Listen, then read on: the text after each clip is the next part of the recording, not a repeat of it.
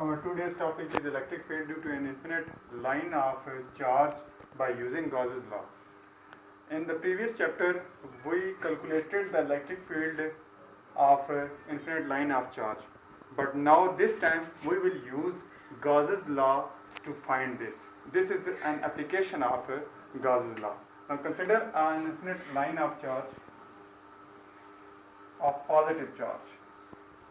It is actually an infinite line of charge, but we can only draw a finite part of it.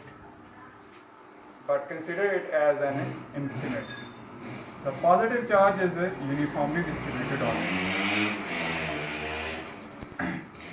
For calculation, by using Gauss's law, we know that we will apply a Gaussian surface. A Gaussian surface in the form of a cylinder will be used here.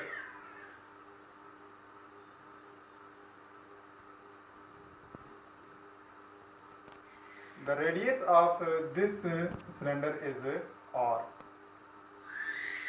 The electric field lines will be like this from line of charge.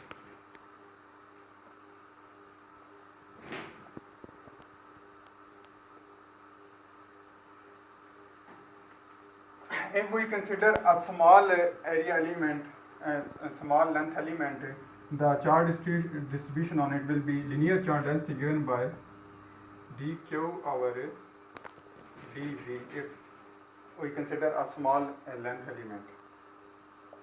The charge on it will be given by, and after integration q is equal to lambda d. This is because the length of this cylinder is h. The total length of this cylinder is h. Now we will calculate the net flux. The net flux will be of three types: from the top surface, bottom surface, and the curved surface. You can see that from the top surface the area vector will be perpendicular like this, and from the bottom as well. You can see that from the top and bottom surface the angle between area vector and the electric field vector is 90 degree. So if we use the, by definition, E dot dA plus E dot dA plus E dot dA.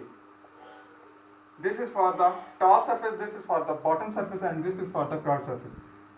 In these cases, the angle between E and N is 90 degree. That is why their value will be 0.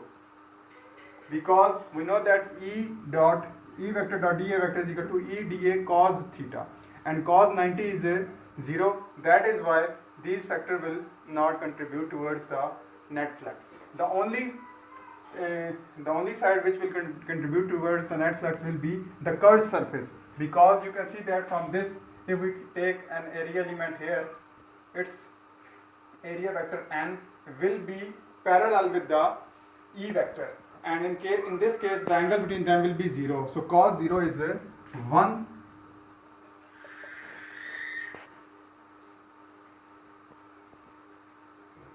Cos of 0 degree will be 1, and for uniform case E will be written out of the integral. This is the integration on the area element, small area element, which will give the total area of the cylinder, which is equal to 2 pi r h. The total area of the cylinder is 2 pi r h. We only considered a small element, and after integration it will give us the total flux of the curved surface from the each area element given by the integral, which is equal to 2 pi r h, the total area of the cylinder. Now by definition we also know that by the Gauss's law, the total flux is equal to the charge enclosed by the surface, Gaussian surface, over epsilon naught times.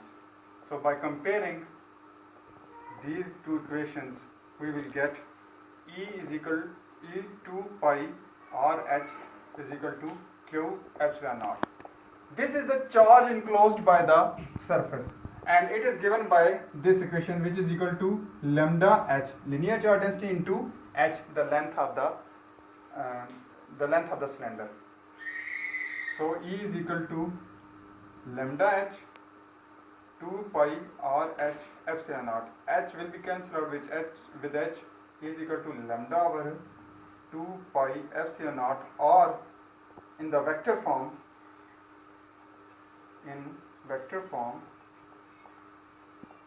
E is equal to lambda 2 pi epsilon naught, or unit vector. This is the expression for the electric field due to an infinite line of charge, and this time we have calculated this by using the Gauss's law.